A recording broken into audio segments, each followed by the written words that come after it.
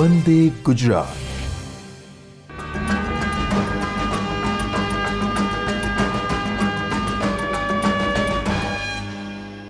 નમસ્કાર, welcome again.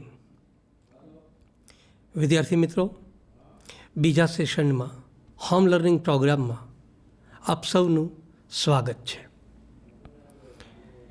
Session 1 મતલબ કે પાર્ટ 1 આપણે લોકોએ ખાસ કરીને unit 4 read number 1 the adjustment written by Gulzar.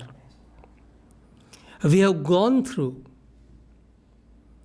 the whole unit and its comprehension, vocabulary.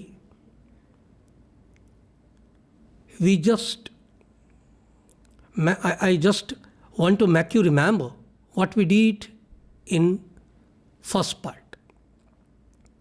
આપણે લોકોએ પહેલા પાર્ટમાં ધ એડજસ્ટમેન્ટ એટલે કે યુનિટ નંબર 4 એનું રીડ 1 જે એડજસ્ટમેન્ટ ગુલઝાર દ્વારા લખાયેલું છે એ જોયું. એમાં આપણે ખાસ કરીને રીડના નવા વર્ડ્સ જોયા હતા, વોકેબ્યુલરી જોઈ, અને ત્યારબાદ આપણે રીડને સંપૂર્ણપણે કોમ્પ્રિહેન્ડ કરેલો.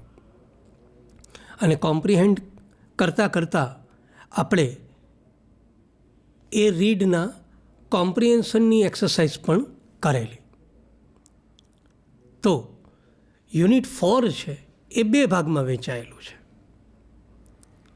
એક પ્રોઝ હતું, જે મેં તમને હમણાં કીધું, ધ એડજસ્ટમેન્ટ ગુલઝાર દ્વારા લખાયેલું, અને ત્યારબાદ સેકન્ડ રીડ છે એ પોએમ છે.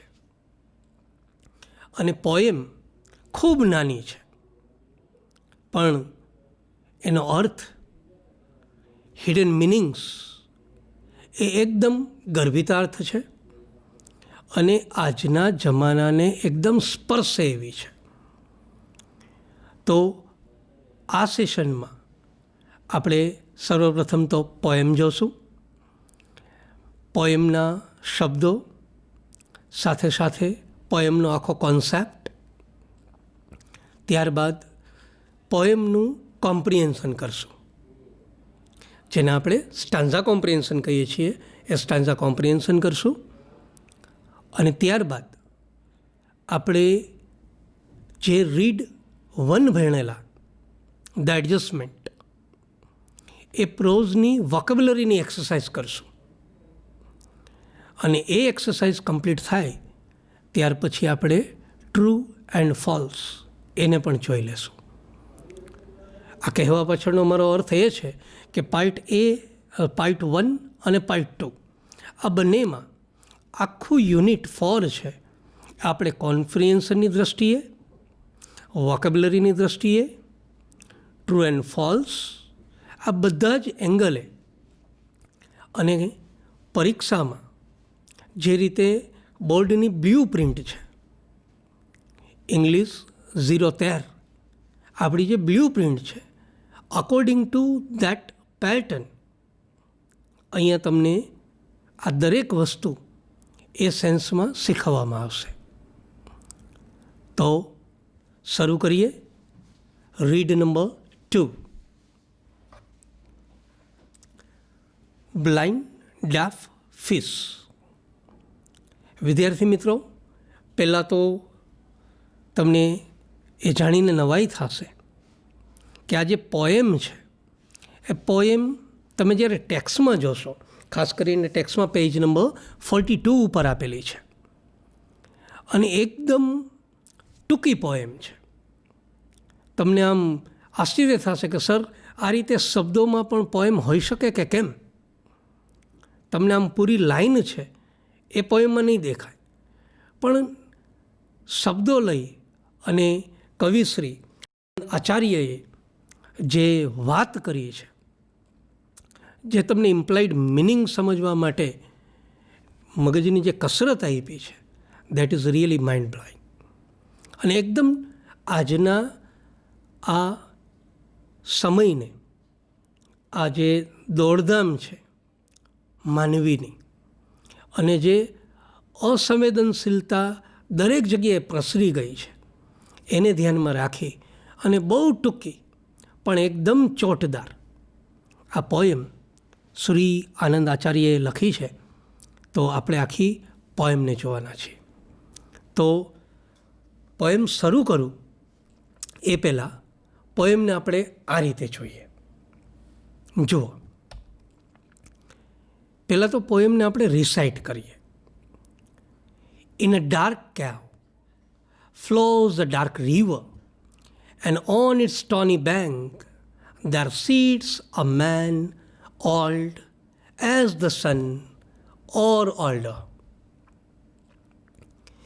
weaving a yarn of rainbow and humming a song, but the blind, deaf fish that swim in the stream see neither yarn nor man, nor hear his everlasting song. ફરી એક વખત. In a dark cave flows a dark river, and on its stony bank there sits a man old as the sun or older, weaving a yarn of rainbow and humming a song, but the blind, deaf fish that swim in the stream see neither yarn nor man, nor hear his everlasting song. વિદ્યાર્થી મિત્રો, આ poem છે આપણી. હવે poem generally કેવું હોય કે પોએમને તમે વર્ડ બાય વર્ડ એને સમજવાની ટ્રાય કરો તો પોએમનો જે આખો ચામ છે ને એ ચાલ્યો જાય, એ જતો રહે. એ સમજવા માટે જે રીતે આપણે નવા શબ્દોનું પણ સમજવાનો પ્રયત્ન કરશું, નવા શબ્દો પણ સમજશું, અને એ સમજી અને ત્યાર પછી તમે જે પાછી પોએમ વાંચો અને એની જે અનુભૂતિ તમને થશે, એ અનુભૂતિ ક્યારેય નહીં હોય એવી અનુભૂતિ થશે. તો આટલી નાનકડી પોએમ, અને આ નાનકડી પોએમને કવિશ્રીએ એક સિમ્બોલ આપીને એમાં સિમ્બોલિઝમની રજૂઆત કરીને જે માનવજાત અને પ્રકૃતિની વાત કરી છે, એ વાત ખરેખર બે નમન છે. એ વાત ખરેખર આજના સમયને સ્પર્શે છે. એ વાત આ યુગ જે છે, આ રેપિડ એરા જે છે, આ ઝડપનો યુગ છે, આ યુગ કે જેમાં આપણને ઘણી વખત સેન્સિટિવિટી નથી દેખાતી, ઇમોશન્સ નથી દેખાતી, આનું વર્ણન, આનો ચિતાર છે એ કવિએ થ્રુ સિમ્બોલ્સ આપણને આપવા પ્રયત્ન કર્યો છે. હી just want to convey the deep meaning, deep life. આપણને એણે જીવનનો આખો ચિતાર છે એ આટલા નાના ટૂંકા શબ્દોમાં આપી દીધો છે, અને એ જ એની મહત્તા છે, અને એ જ એની મહાનતા છે. તો પહેલાં આપણે આ પોએમને, કે આ પોએમમાં જે ઇમ્પ્લાઇડ મિનિંગ રહેલો છે, પોએમને આપણે રિસાઇટ કરી, પણ રિસાઇટ કર્યા પછી આપણે એને પહેલાં એના દરેક સિમ્બોલને સમજવાનો પ્રયત્ન કરીએ, અને એ સિમ્બોલ સમજાઈ જશે ત્યાર પછી ફરી એક વખત આપણે પોએમ ઉપર જશું, અને ત્યારે એનો અર્થ છે એ તમને લોકોને એકદમ સ્પષ્ટ રીતે સમજાશે. તો ચાલો આપણે પોએમને વિથ સિમ્બોલ, કે જે આનંદ આચાર્યએ એમાં સિમ્બોલ મૂકેલા છે, એ સિમ્બોલને પહેલાં સમજવાનો પ્રયત્ન કરીએ. જુઓ, બ્લાઇન્ડ ડેફ ફિશ, આખી પોએમ સિમ્બોલિઝમ ઉપર છે. હવે સિમ્બોલનો મતલબ થશે પ્રતીક, એના ઉપરથી શબ્દ આવ્યો સિમ્બોલિઝમ. હવે આટલા શબ્દોમાં કવિએ ક્યાં ક્યાં સિમ્બોલિઝમનું પ્રેઝન્ટેશન આપ્યું છે, ક્યાં ક્યાં એણે સિમ્બોલ દ્વારા આપણને ટકોર કરી છે, એને જાણીએ. જુઓ,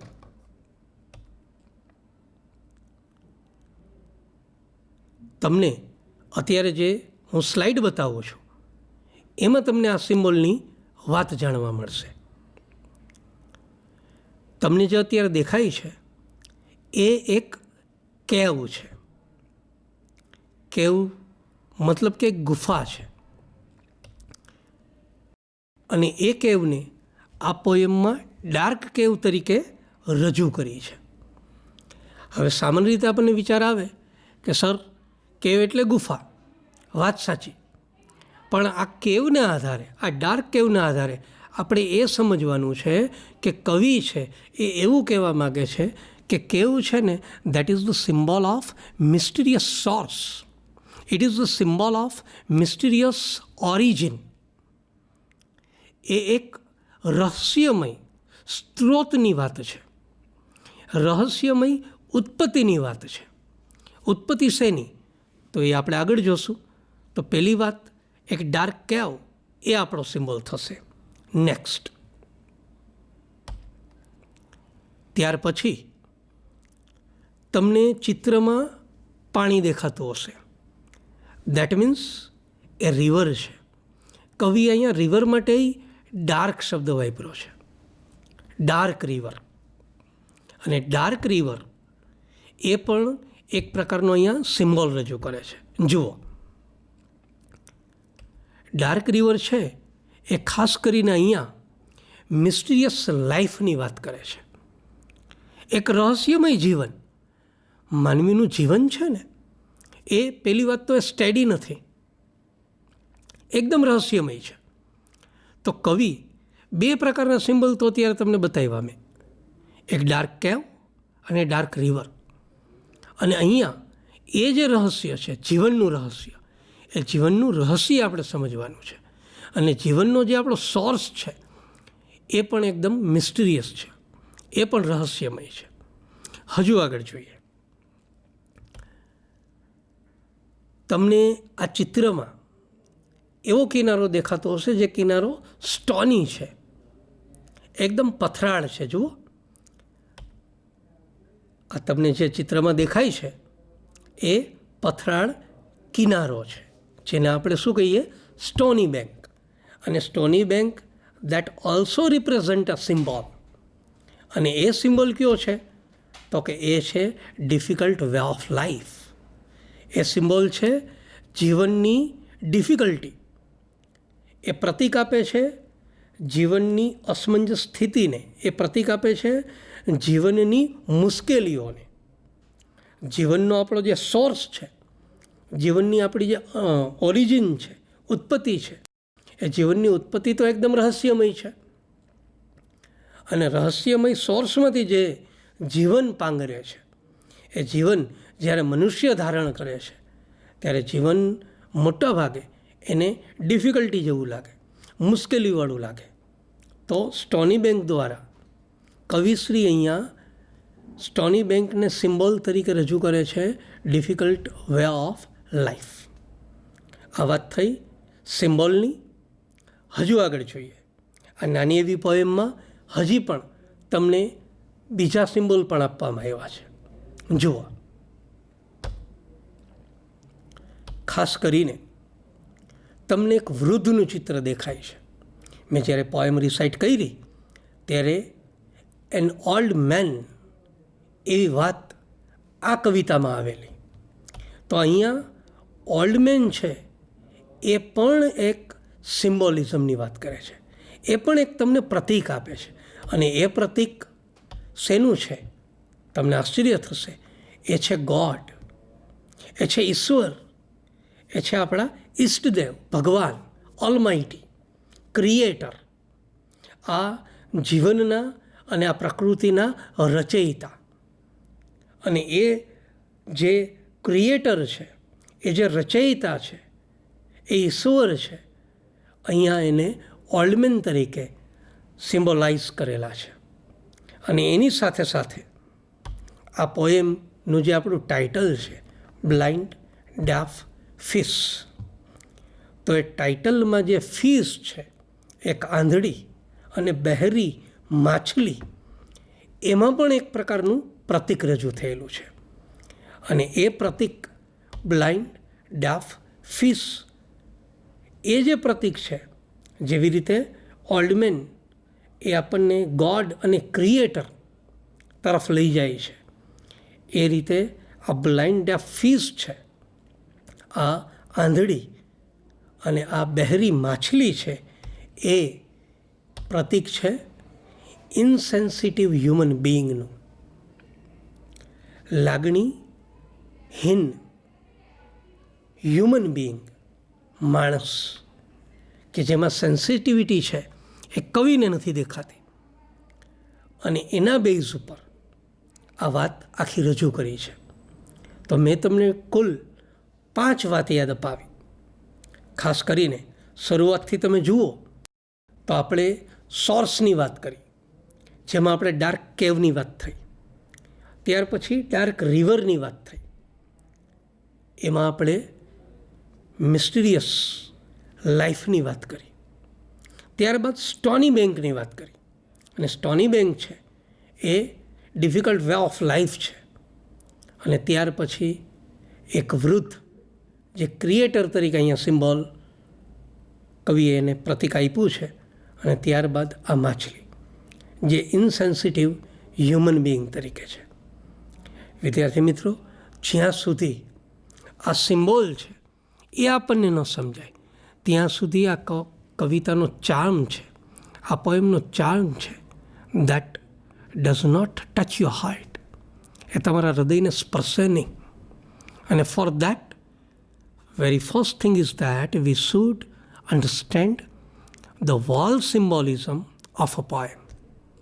આનંદાચાર્ય છે ને એકદમ mistake person, a mystic sage, એક એવા કવિ, એક એવા સાધુ જે જીવનના રહસ્યોની વાત કરે, અને એ રહસ્યની વાત અહીંયા એક કહીએ ને કે ગાગરમાં સાગર તરીકે આપી હોય એવી આપણને લાગશે.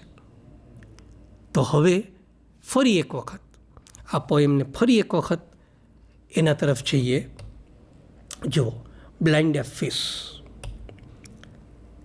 In a dark cave flows a dark river, and on its stony bank there sits a man old as the sun or older. In a dark cave, અંધકારવાળી એક ગુફાની અંદરથી flows a dark river, એક નદી છે એ વહે છે. નદી છે એનો ફ્લો સતત વહેતો રહે છે. અંધકારવાળી ગુફામાંથી નદી છે એ વહે છે. And on it stony bank, અને એના પથરાળ કિનારા ઉપર દેર સીટ્સ અ મેન, એક માણસ છે એ બેઠેલો છે. દેર સીટ્સ અ મેન, એક માણસ છે એ બેઠેલો છે. માણસ કેવો છે? ઓલ્ડ, વૃદ્ધ. કેવો વૃદ્ધ? એઝ ધ સન, સૂર્ય જેટલા વૃદ્ધ છે. જુએ, યુગો યુગો. હવે અહીંયા આપણને એવું વિચાર આવે કે સર એક માણસ એ સૂર્ય જેટલા વૃદ્ધ હશે, સૂર્ય જેટલા ઓલ્ડ હશે, ઓર ઓલ્ડર. એનાથી ત્યાં કવિ વાત પૂરી નથી કરતા. એવું કહે છે કે એનાથી પણ કદાચ વધારે ઓલ્ડર. તો in a dark cave flows a dark river, and on its stony bank there sits a man old as the sun or older. અહીં આપણે સમજવાની એક વાત છે કે જીવન છે એ સતત વહેતું જાય છે. જુઓ, અને ક્યાંથી વહે છે? એક રહસ્યમય સોર્સમાંથી જીવન છે એ પાંગરે છે. અને આ જીવનના કિનારે, આ જીવનનો દ્રષ્ટા એક ભગવાન છે, એક ક્રિએટર છે. અને ક્રિએટર છે એ યુગોથી, જ્યારથી આ સમયની શરૂઆત થઈ, આ દુનિયાની શરૂઆત થઈ, જે દુનિયાનો રચયિતા છે એ આ જીવનને નિહાળે છે. જુઓ, અને એ સૂર્ય કરતાં પણ ઓલ્ડર છે. હવે આ રીતે તમે સિમ્બોલને સમજતા જ્યારે પોએમને રિસાઇટ કરો, પોએમને કોમ્પ્રિહેન્ડ કરો, ત્યારે તમને એનો ઇમ્પ્લાઇડ મિનિંગ છે એ મનમાં જશે. એને તમે ત્યારે સમજી શકશો. અને જેમ જેમ આ પોએમ તમને કોમ્પ્રિહેન્ડ થતી જાય, જેમ જેમ આ પોએમને તમે સમજતા જાઓ, એમ એનું કોમ્પ્રિહેન્શન, જે આપણે કહીએ ને સ્ટાન્ઝા કોમ્પ્રિહેન્શન, એને પણ જોતા જાઓ. કારણ કે તમને લોકોને ખ્યાલ છે કે આપણી પેપર સ્ટાઇલમાં બ્લુ પ્રિન્ટમાં પોએમ છે, સ્ટાન્ડર્ડ 12થમાં જે પોએમ આપેલી છે એ 5 માર્કમાં છે. અલગ અલગ જે આપણે પૂરા કોર્સમાં યુનિટ નંબર 1થી લઈ અને યુનિટ નંબર 10 સુધી આપણે ભણશું તો એમાં 5 પોએમ આપેલી છે અને એ 5 પોએમમાંથી આપણને 5 માર્ક્સનું કોમ્પ્રિહેન્શન પૂછાય છે. અને આ 5 માર્ક્સનું કોમ્પ્રિહેન્શનમાં તમે રોકડા માર્ક્સ તો જ લઈ શકો જો આ પોએમને તમે ખૂબ સરળતાથી એન્જોય કરી હોય, આ પોએમને સંપૂર્ણપણે કોમ્પ્રિહેન્ડ કરી હોય, એનો ઇમ્પ્લાઇડ મિનિંગ તમે સમજ્યા હોય, તો આ પોએમ છે એ તમને એકદમ એન્જોયેબલ વે ઉપર જ્ઞાન પણ આપશે અને સાથે સાથે માર્ક્સ પણ આપશે. તો જે સ્ટાન્ઝા આપણે અત્યારે જોઈ એ સ્ટાન્ઝાનું આપણે કોમ્પ્રિહેન્શન કરી લઈએ. જુઓ કેવી રીતે આના ક્વેશ્ચન તૈયાર કરાય. તો કોમ્પ્રિહેન્શન છે એને આપણે આ રીતે તૈયાર કરી શકીએ. જુઓ, પહેલો પ્રશ્ન બન્યો છે કે from where does a dark river flow. કઈ જગ્યા બતાવવાની કીધી છે તમને. જુઓ કે કઈ જગ્યાએથી નદી છે એ વહે છે. તો એકદમ આનો જવાબ સિમ્પલ છે. A dark river flows from a dark કેવ.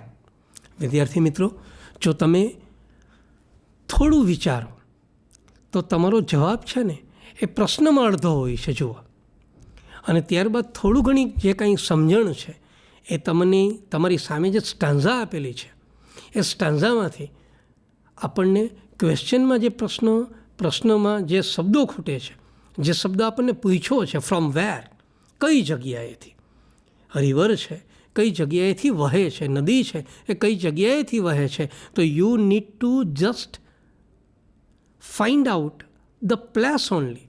તમારે માત્ર જગ્યાની જ જરૂર છે. A dark river flows from a dark કેવ. આ રીતે તમારો સરળતાથી જવાબ બની જાય.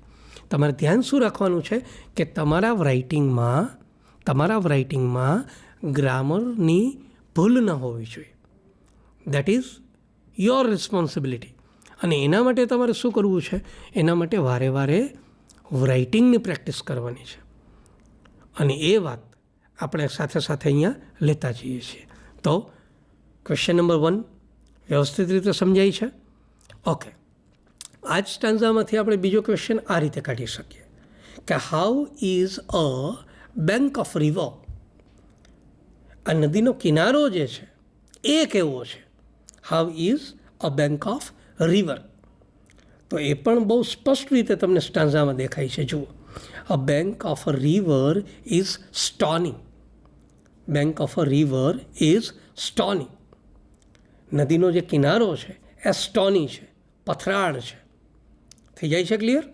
પ્રશ્નની અંદર જ જવાબ છે. જુઓ, તમારો ક્વેશ્ચનનું વાક્ય છે એ વાક્યને જ તમે જવાબ લખવામાં એનો મોટાભાગના શબ્દોનો ઉપયોગ કરી શકશો. ઓકે, ત્રીજો પ્રશ્ન આ રીતે બની શકે કે how old is a man. પેલો માણસ જે છે એ કેટલો વૃદ્ધ છે. તો તમને એ સ્ટાન્ઝામાં મેં એન્ડમાં બતાવ્યું a man old as the sun or older. એ આખી કાવ્યાત્મક ભાષા છે, પણ તમે જ્યારે જવાબ લખો ત્યારે જવાબ આ રીતે લખી શકાય. A man is as old as the sun or older દેન.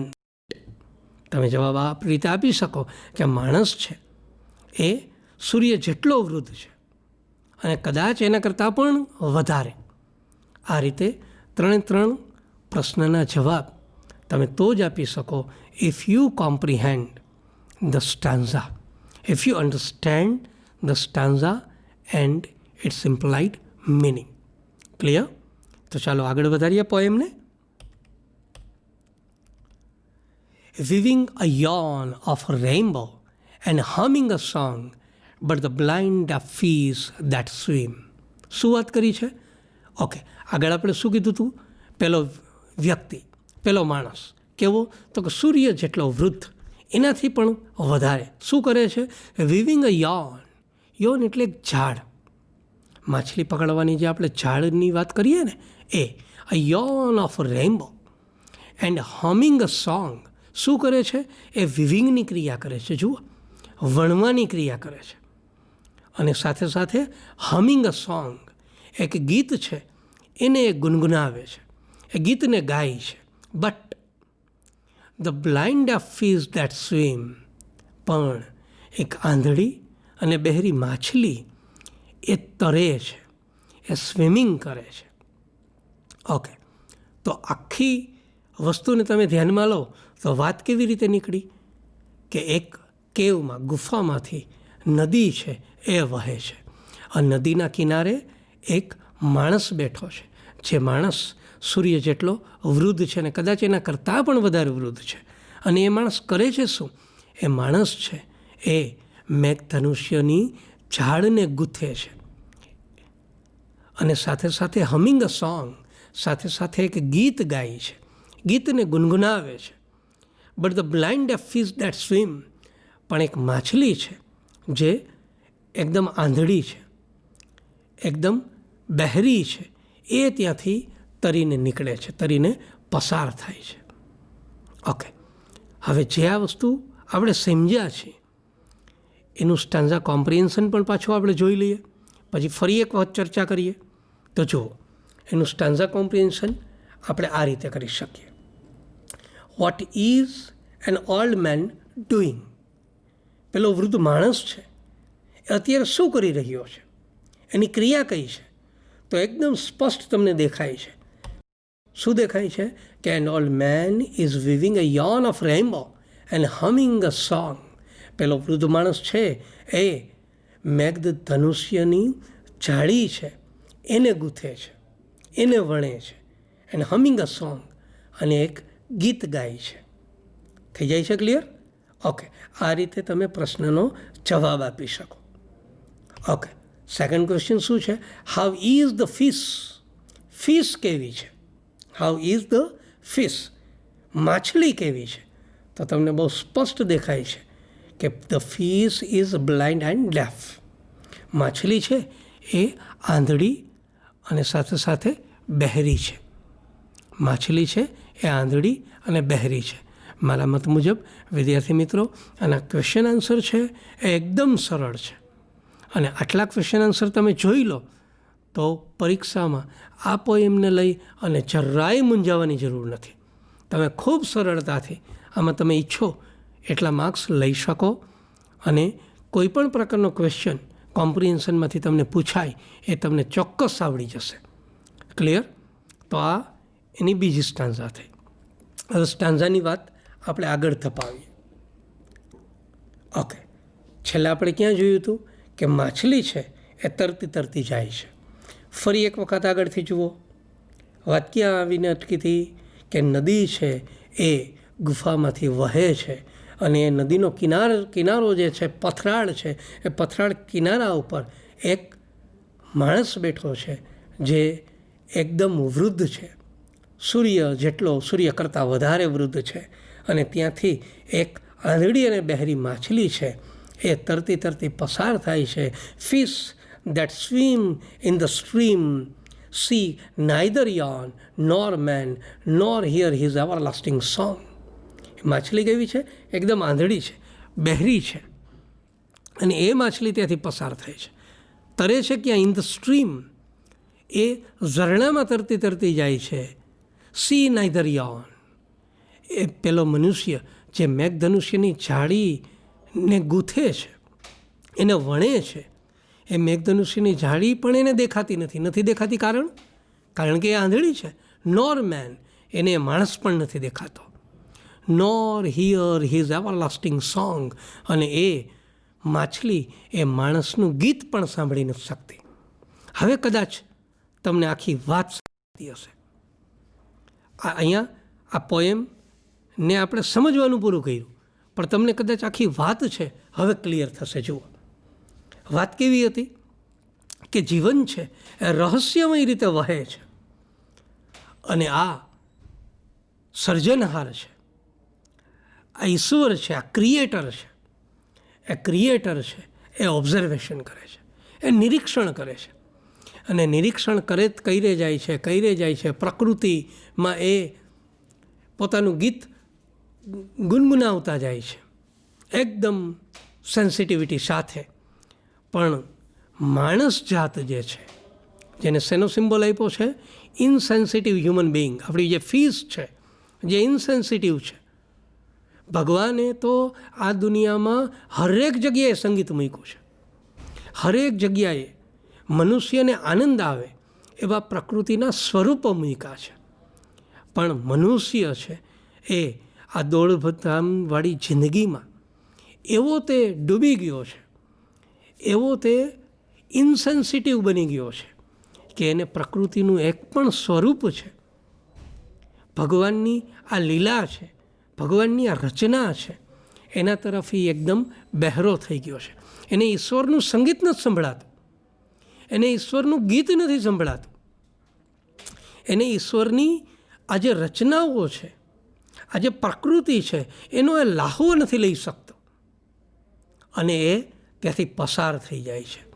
ન તો એ માણસને જુએ છે, ન તો એ ઝાડીને જુએ છે, અને ન તો એના એવરલાસ્ટિંગ એકદમ અનએન્ડિંગ શાશ્વત ગીતને એ સાંભળી નથી શકતું. તો આવી જે રચના છે એ આપણને એન્ડમાં બતાવી. તો વિદ્યાર્થી મિત્રો, એનું પણ કોમ્પ્રિહેન્શન આપણે જોઈ લઈએ. જુઓ, where does the fish swim? માછલી છે એ ક્યાં તરે છે?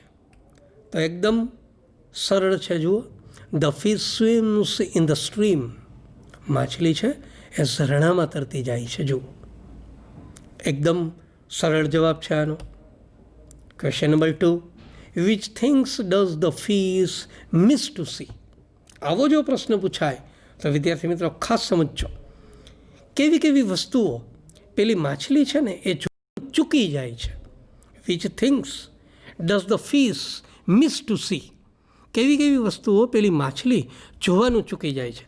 તો તમને ખબર જ છે, સ્ટાન્ઝામાં બતાવ્યું છે, neither yarn nor man nor hear his everlasting song. આ વસ્તુને તમારે ખૂબ સરળતાથી સરળ ભાષામાં આ રીતે ગોઠવવાનું થાય. The fish misses to see a yarn, an old man and does not hear his everlasting song. The fish misses to see. માછલી છે એ જોવાનું ચૂકી જાય છે. શું? અ યાર્ન. પેલી રેમ્બો મેઘધનુષ્યની જે જાળી છે એને જોવાનું ચૂકી જાય છે. એન ઓલ્ડ મેન, રચયિતાને જોવાનું ચૂકી જાય છે, પેલા માણસને જોવાનું ચૂકી જાય છે. And does not hear his everlasting song. અને એનું જે શાશ્વત ગીત છે એ પણ એ સાંભળી શકતી નથી. ખ્યાલ આવી જાય છે આખી વાત. અને હવે તમને જે ત્રીજો ક્વેશ્ચન આપું છું એ ખાસ જુઓ. What does the fish symbolize here? અહીંયા માછલી છે એ કોનું પ્રતીક રજૂ કરે છે? તો હમણાં જ આપણે વાત થઈ એ રીતે the fish symbolizes an insensitive human being. Fish છે એ લાગણી વગરનું, લાગણીહીન, કે જેમાં લાગણી નથી એવી માનવી અથવા તો એવી માનવ જાતનું અહીંયા સિમ્બોલિઝમ રજૂ કરે છે. તમને એક પ્રશ્ન મેં મૂક્યો નથી, પણ આ રીતે પણ પૂછાય કે what does an old man symbolize here? પેલો વૃદ્ધ માણસ છે એ કોનું પ્રતીક છે? તો તમે બહુ ચોક્કસ કહી શકો કે પેલો વૃદ્ધ માણસ છે, ધ ઓલ્ડ મેન છે, એ સિમ્બોલાઇઝ ગોડ, ક્રિએટર, ભગવાનનું પ્રતીક રજૂ કરે છે. ઓકે, એ સિવાય મેં તમને શરૂઆતમાં બતાવ્યું કે કેવું છે એ શેનું પ્રતીક છે? તો તમને યાદ જ હશે. શું હતું? Mysterious source. ખ્યાલ આવે છે? તો આ બધી જે વાત છે, આ બધી જે વાત છે એ આ પોએમમાં વણી લીધી છે. અને એટલા જ માટે કવિએ ગાગરમાં સાગર આપ્યો હોય ને એવું લાગે છે. તો વિદ્યાર્થી મિત્રો, આપણે આ પોએમને રિસાઇટ પણ કરી, પોએમને કમ્પ્લીટલી કોમ્પ્રિહેન્ડ પણ કરી, અને સાથે સાથે એના કોમ્પ્રિહેન્શનના ક્વેશ્ચન અને આન્સર પણ જોયા. તો આ રીતે તમે પોએમને ફરી એક વખત જોઈ લેજો. કુલ આપણે લગભગ 3, 6 અને 8 પ્રશ્નો જોયા. કોમ્પ્રિહેન્શનના 8 ક્વેશ્ચન્સ તમે જોયા છો. એના જવાબ પણ જોઈ લીધા છે, તો એ પણ તમે સમજી લીધા હશે, આશા રાખું છું. તો આ રીતે આપણે આ પોએમને પૂરી કરીએ. તો વિદ્યાર્થી મિત્રો, યુનિટ નંબર 4 રીડ 1 એડજસ્ટમેન્ટ, એનું પણ આપણે કોમ્પ્રિહેન્શન જોઈ લીધું છે. એના પણ નવા શબ્દો જોયા છે, એની વોકેબ્યુલરી જોઈ લીધી છે.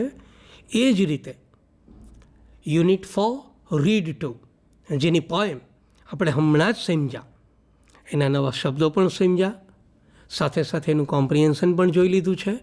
તો આખું યુનિટ આ રીતે પૂરું થાય.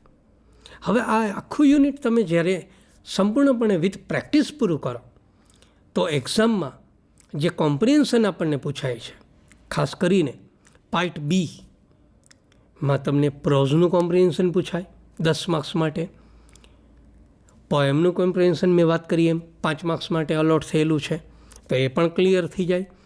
ત્યાર પછી આપણે નવા શબ્દો જોયા, પણ વોકેબની એક્સરસાઇઝ નથી જોઈ. તો વોકેબની એક્સરસાઇઝ જે છે એને આપણે જોવાની છે, અને એ એક્સરસાઇઝ કેવી રીતે પૂછાય, તમારે એમાં કેવી રીતે ધ્યાન રાખવાનું હોય છે, અને એક્સરસાઇઝ એક્ઝામમાં કેવી રીતે પૂછાય, અને તમારે એ એક્સરસાઇઝને સોલ્વ કેવી રીતે કરાય, એ હવે આપણે સમજવા જઈ રહ્યા છીએ. બરાબર? તો ચાલો આગળ વધારીએ આપણા સેશનને વિથ વોકેબ્યુલરી. જુઓ, તો વોકેબ્યુલરી જે છે એ આ બંને રીડમાં ખાસ કરીને તમે જે કાંઈ પણ નવા શબ્દો જોયા છે, એ નવા શબ્દોને તમારે ધ્યાનથી શીખવાના છે, એની લેંગ્વેજ પ્રેક્ટિસ કરવાની છે. અને એ લેંગ્વેજ પ્રેક્ટિસ પૂરી થાય ત્યાર પછી આપણી બ્લ્યુપ્રિન્ટ મુજબ, આપણી બ્લ્યુપ્રિન્ટ તમને લોકોને ખ્યાલ જ છે કે સેક્શન A, B, C અને D આમ વહેંચાયેલી છે, અને આપણું 100 માર્ક્સનું પેપર બને છે. તો એ 100 માર્ક્સના પેપરમાં સેક્શન બી જે છે, એ સેક્શન બીમાં વોકેબ્યુલરી છે એ આપણને આપવામાં આવી છે, એની એક્સરસાઇઝ તમારે સોલ્વ કરવાની છે. તો સેક્શન બીમાં ખાસ કરીને ક્વેશ્ચન નંબર 30 to 32, 30 થી 32, એટલે કેટલા થશે? 30, 31 અને 32, એટલે ટોટલ માર્ક્સ આપણા થશે 3. તો તમે જે રીડ 1 અને 2, યુનિટ નંબર 4 રીડ 1 અને 2 માં તમે જે શબ્દો શીખ્યા છે, જે નવા શબ્દો જોયા છે, એ શબ્દોનો તમારે પહેલાં તો મહાવરો કરવો પડે. યુનિટ નંબર 3માં એક વાત હું તમને વારે વારે કહેતો, એ વાત કઈ હતી કે એ લોકોનું અંગ્રેજી સારું જે લોકોની વોકેબ્યુલરી સારી, જે લોકોનો શબ્દભંડોળ સારું, અને જેવી રીતે નવો શબ્દ તમને મળે એને તમે પાકો કરવાનો પ્રયત્ન કરશો તો તમે બીજે દિવસે ભૂલી જશો. કોઈપણ નવા શબ્દને યાદ રાખવાની એક સરસ મેથડ છે.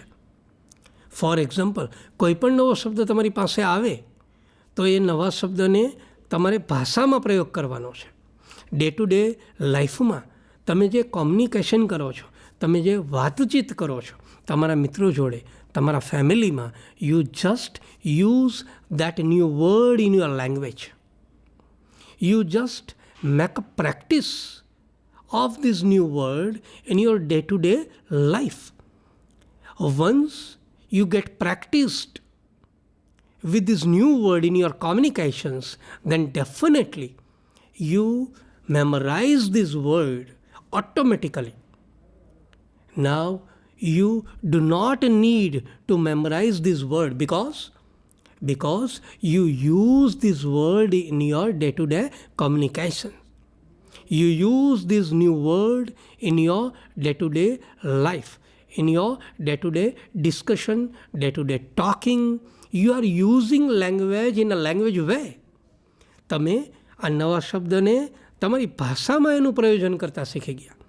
તમે નવા શબ્દને તમારી લેંગ્વેજમાં એનો ઉપયોગ કરવાનું શીખી ગયા. અને વન્સ યુ આર હેબિચ્યુએટ, એક વખત તમે જો તમારામાં એ ટેવ આવી જશે તો આ નવી ટર્મિનોલોજી છે, ન્યૂ વર્ડ્સ છે, વકેબ છે, એ તમારા માટે એકદમ રમતની વાત બની જશે, અને સાથે સાથે એ તમારા માટે ગેમ બની જશે. તો લેંગ્વેજ માટે સૌથી અગત્યનું કોઈ પાસું હોય તો એ વકેબ છે, નવા નવા શબ્દો છે. એ નવા નવા શબ્દોને તમે આ રીતે જાણો, આ રીતે શીખો અને એની પ્રેક્ટિસ કરો તો એ તમને એક ગેમની જેમ એન્જોયમેન્ટ પૂરું પાડશે. ક્લિયર? તો ચાલો આપણે જોઈએ હવે વોકેબની એક્સરસાઇઝ કેવી રીતે કરી શકાય. જુઓ, તમારી સામે એક સૂચના મૂકી છે. જુઓ, fill in the blanks with the appropriate words given in the brackets. અને કાઉન્સમાં મેં તમને માર્ક્સ બતાવ્યા છે. ફરી એક વખત, fill in the blanks with the appropriate words given in the brackets. 3 માર્કમાં આ રીતે પરીક્ષામાં પૂછાશે. તમને આ પ્રકારે કાઉન્સમાં 4 શબ્દો આપેલા હશે. એ શબ્દોને તમારે પહેલાં તો ધ્યાનથી જોવાના છે. પહેલો શબ્દ છે બેયર, પછી છે ફ્યુનરલ, ઇમર્શન અને ત્યારબાદ છે પરસીવ. હવે એની નીચે તમને એક નાનકડો એક્સ્ટ્રેક્ટ આપેલો છે. જુઓ, પેસેજ આપેલો છે. એ પેસેજની અંદર તમને 3 બ્લેન્ક આપેલી હશે. Okay, last week a strange man died on a road accident. His son could not blank. That his father was dead. With heavy heart, he hoisted his blank and completed the blank. હવે પહેલી વાત તો એ, આજે તમે text જુઓ છો એ પહેલાં તો તમારે ટેક્સ્ટને કોમ્પ્રિહેન્ડ કરવી પડશે. અને કોમ્પ્રિહેન્ડ કરતાં જો ઉપરના 4 શબ્દો તમને સંપૂર્ણપણે આપણા રીડમાંથી સમજાયા હશે, ફોર એક્ઝામ્પલ બેયર, ફ્યુનરલ, ઇમર્શન અને પરસીવ, જો આ શબ્દો તમે સમજેલા હશો તો ડેફિનેટલી તમે આ બ્લેન્કને ખૂબ સરળતાથી અર્થસભર રીતે એને ફિલ કરી શકશો. તો પહેલી વાત તો એ છે કે એક શબ્દનું ગુજરાતી તમને ખ્યાલ હોવો જોઈએ, એનો અર્થ તમને ખ્યાલ હોવો જોઈએ. દાખલા તરીકે બેયર છે એટલે આપણે વાત થઈ હતી નનામી, જેને આપણી ભાષામાં આપણે ઠાઠડી કહીએ. ફ્યુનરલ એટલે અંતિમ વિધિ. ત્યાર પછી ઇમર્શન એટલે તમને ખ્યાલ હોય તો આપણે શું વાત થઈ હતી એટ ધેટ ટાઈમ, જ્યારે 4થા યુનિટનું પહેલું રીડ આપણે લેતા હતા ત્યારે ઇમર્શન એટલે અસ્થિનું જે વિસર્જન કરીએ એને ઇમર્શન કહેવાય. અને પરસીવ એટલે પામી જવું, સ્વીકારી લેવું. ખ્યાલ આવી જાય? તો પહેલાં તો આ શબ્દો તમને સમજાયેલા હોવા જોઈએ. ત્યાર પછી તમે નીચેની ટેક્સ્ટને સમજવાનો પ્રયત્ન કરો કે last week a strange man died on a road accident. His son could. ગયા વીકમાં એક અજાણ્યો માણસ છે એ રોડ એક્સિડન્ટમાં મૃત્યુ પામ્યો. His son could not blank that his father was dead. એનો સન છે એ સ્વીકારી નહોતો શકતો. પરસીવ, એનો સન સ્વીકારી નહોતો શકતો કે એના ફાધર છે એ મૃત્યુ પામ્યા.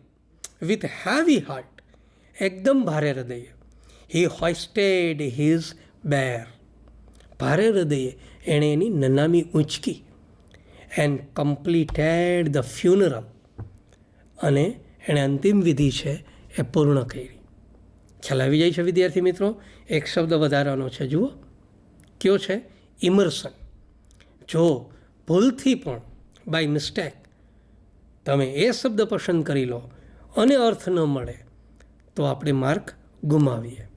એટલે માર્ક ન ગુમાવવા પડે એટલા માટે નવા શબ્દોને ખાસ જોતા રહો અને ટેક્સ્ટમાં આની પ્રેક્ટિસ કરો. ક્લિયર? તો આ શું હતું? વોકેબની એક્સરસાઇઝ. આ રીતે આપણને એક્ઝામમાં પૂછી શકે. ઓકે, હજુ આપણે આની પ્રેક્ટિસ કરીએ. એક બીજો ટેક્સ્ટ આપું તમને. જુઓ, કાઉન્સમાં કેટલા શબ્દ છે? મોર્ફ, ક્વિપ, ડિસએસોસિએટિવ અને સ્ટન્ડ. મોર્ફ, ક્વિપ, ડિસએસોસિએટિવ અને સ્ટન્ટ. હવે ટેક્સ્ટ શું આપી છે? When doctor told me about my uncle's blank personality, I was blank. He added that my uncle could blank into another personality. હવે પહેલાં તો તમને આ ટેક્સ્ટ પણ સમજાવવી જોઈએ અને ઉપર આપેલા શબ્દો પણ ક્લિયર થઈ જવા જોઈએ. Morph means transfer. એક ઇમેજમાંથી એક વ્યક્તિમાંથી બીજી પર્સનાલિટી માં તમે રૂપાંતરિત થાવ એને આપણે મોર્ફ કહીએ છીએ. ક્વિપ આપણે જે કટાક્ષ કરીએ એને ક્વિપ કહીએ. ડિસએસોસિએટિવ જેનું એસોસિએશન ના હોય એવું. અને સ્ટન્ડ અવાક એકદમ આશ્ચર્યવાળું આઘાત. આ શબ્દો સમજાય ત્યાર પછી આ ટેક્સ્ટ જુઓ કે when doctor told me about my uncle's, ખ્યાલ આવી જાય છે. ડિસએસોસિએટિવ પર્સનાલિટી, જ્યારે ડૉક્ટરે મને જાણ કરી મારા અંકલની પર્સનાલિટી વિશે, આઈ વોઝ સ્ટન્ડ, હું એકદમ અવાક બની ગયો. હી એડેડ દેટ, એણે એવું પણ ઉમેર્યું કે my uncle food morph into another personality. ત્યારે ડૉક્ટરે મને એમ પણ જાણ કરી કે મારા અંકલ છે એ કોઈ બીજી પર્સનાલિટીમાં રૂપાંતરિત થાય છે. ત્યારે જઈ અને આ ટેક્સ્ટનો સંપૂર્ણ અર્થ આપણને મળે. થઈ જાય છે ક્લિયર? રેડી? તો આ ખાસ કરીને જે એક્સરસાઇઝ આપણે કરીએ છીએ એ વોકેબ્યુલરીની એક્સરસાઇઝ છે. બરાબર? તો હજુ એક એક્સરસાઇઝ આપણે જોઈ લઈએ. જુઓ, હવે જે આપી છે એમાં મેં તમને 4 શબ્દો ક્વિપ, પેટી, રેડિયન્ટ અને ક્વિબલિંગ, અને ત્યાર પછી નીચે ટેક્સ્ટ આપી છે જે તમે અત્યારે વાંચતા જશો. અને હું તો ઈચ્છું કે હું તમને જવાબ આપું એ પહેલાં તમે સોલ્વ કરી લો. અને એ પહેલાં તમે સોલ્વ કરી જ શકો, કારણ કે આગલા સેશનમાં જ્યારે આપણે ચોથું યુનિટ ચલાવતા હતા એ રીડ નંબર 1 એડજસ્ટમેન્ટ એના શબ્દો છે. ક્વિપ કટાક્ષ કરવો, પેટી એકદમ ટ્રિવિયલ તુચ્છ ઇનસિગ્નિફિકન્ટ જેને તમે કહી શકો, મહત્ત્વ વગરનું. રેડિયન્ટ એકદમ ગ્લો ચમકીલું. અને ક્વિબલિંગ આર્ગ્યુ કરવી, દલીલો કરવી. આ શબ્દો સમજાઈ જાય ત્યાર પછી ટેક્સ્ટ જોઈ લો. અ હસબન્ડ લીવ્સ લુકિંગ ધ ખાલી જગ્યા face in earlier days. A days pass he starts blank with his wife. Then family becomes witness of their blank quarrel. આવી જાય છે અંદાજ? બહુ સરળ છે. જુઓ, a husband lives looking the radiant face in earlier days. Husband છે જ્યારે નવા લગ્ન થયા હોય ત્યારે પતિ છે એ શરૂઆતના દિવસોમાં એની પત્નીનો ચમકતો ચહેરો છે એ જોતાં જોતાં જીવી જાય છે. એઝ ડેઝ પાસ, અને જેમ જેમ દિવસો પસાર થતા જાય, હી સ્ટાર્ટ્સ ક્વિબલિંગ વિથ હિઝ વાઇફ. જેમ જેમ દિવસો પસાર થતા જાય એમ એની પત્ની જોડે એ દલીલોમાં ઉતરી જાય છે, દલીલો કરતો જાય. દેન ધ ફેમિલી બીકમ્સ વિટનેસ, અને ત્યારે છે ને એનું કુટુંબ સાક્ષી બને. શેનું? તો ઓફ ધેર પેટી કોરલ, એના નાના ઝઘડાઓ, એના સાવ મહત્વ વગરના ઝઘડાઓનું કુટુંબ સાક્ષી બને. તો વિદ્યાર્થી મિત્રો, આ રીતે તમે વોકેબની એક્સરસાઇઝની પ્રેક્ટિસ કરી શકો. અને આપણી ટેક્સ્ટમાં વોકેબની ખૂબ ઝાઝી બધી એક્સરસાઇઝ આપી છે. અને એ એક્સરસાઇઝ એક વખત તમે ક્લિયર કરી લો એટલે એક્ઝામમાં કોઈ પણ પ્રકારની વોકેબ તમને પૂછાશે તમે ખૂબ સરળતાથી એનો જવાબ આપી શકશો. તો આ હતું વોકેબ્યુલરી, એની એક્સરસાઇઝ. હવે તમે વિચારો, યુનિટને આપણે કેટલા એંગલમાં જોયું? એક તો વોકેબ જોઈ, સાથે સાથે એનું કોમ્પ્રિહેન્શન કર્યું. તો કોમ્પ્રિહેન્શનમાં મેં તમને કહી દીધું કે 10 + 5 10 + 5 15 માર્ક્સનું કોમ્પ્રિહેન્શન આપણી મેઇન ટેક્સ્ટમાંથી છે. 10 marks allotted to prose comprehension and 5 marks is allotted to poem comprehension. Cool 10, 5, 15 marks. 15 marks is 15 marks છે એ અલોટ થયા છે pros as well as poem comprehension. તો એ પણ આપણે જોઈ લીધા. Vocab 3 marks. તમને વાત કરી હતી ક્વેશ્ચન નંબર 30 to 32, મતલબ 30 થી 32 3 માર્ક્સ છે એ વોકેબના છે. એ પણ આપણે રીડ ચલાવતા હતા ત્યારે તમને નવા શબ્દો મેં બતાવ્યા. એ નવા શબ્દોને આધારે જ આપણે વોકેબની એક્સરસાઇઝ કરી. હજુ શું રહી જાય છે? તો કે આ યુનિટમાં હજુ એક વાત એ તમને કદાચ યાદ હોય તો આપણી જે પેપર સ્ટાઇલ છે, સાયન્સ અને કોમર્સની પેપર સ્ટાઇલ બંને અલગ છે. સાયન્સ જે છે એ 50% MCQ બેઝડ છે અને 50% છે એ થિયરી બેઝડ છે. અને સાયન્સમાં ખાસ કરીને કોમ્પ્રિહેન્શન તો એમાં પણ આવે છે, પણ વોકેબની એક્સરસાઇઝ છે એને MCQમાં જાય છે, જ્યારે કોમન સ્ટ્રીમમાં વોકેબની એક્સરસાઇઝ છે એ થિયરીમાં જ આવશે. ઓકે, ત્યારબાદ હવે જે આપણે કરવા જઈ રહ્યા છીએ એ ટ્રુ એન્ડ ફોલ્સ છે. True and false. અને ટ્રુ એન્ડ ફોલ્સ જે છે એ સાયન્સની પેપર સ્ટાઇલમાં નથી, એમાં ટાઇટલ આપવાના છે, જ્યારે કોમન સ્ટ્રીમની પેપર સ્ટાઇલમાં ટ્રુ એન્ડ ફોલ્સ એ છે that is also a part of comprehension. True and false છે એ પણ કોમ્પ્રિહેન્શનનો જ ભાગ છે. If you understand the wall read then and only you can make sense the whether the given sentence is true or false. જો તમે read સંપૂર્ણપણે સમજી ચૂક્યા હોય તો તમને શ્યોરલી ખબર પડી જાય કે તમને એક્સરસાઇઝમાં આપેલું અથવા પેપર સ્ટાઇલમાં આપેલું, પેપરમાં આપેલું વાક્ય છે એ સાચું છે કે ખોટું છે એ ખ્યાલ આવી જાય. તો ચાલો આપણે ટ્રુ એન્ડ ફોલ્સ પણ જોઈ લઈએ, જેથી કરીને ઓલ યુનિટ છે એ સંપૂર્ણપણે આપણો તૈયાર થઈ જાય. જુઓ, ટ્રુ એન્ડ ફોલ્સ તો સેક્શન એમાં પૂછાય છે, અને સેક્શન એમાં પણ ક્વેશ્ચન નંબર 1 to 4 1થી 4 પ્રશ્ન, તો સ્વાભાવિક રીતે માર્ક્સ પણ 4 હશે. પણ ટ્રુ એન્ડ ફોલ્સ ઓળખવા માટે મેં તમને હમણાં વાત કરી એમ કે તમારું કોમ્પ્રિહેન્શન ખૂબ સારું હોવું જોઈએ. કેવી રીતે? તો જુઓ, એની સૂચના કંઈક આવી હશે. Right whether the sentences are true or false.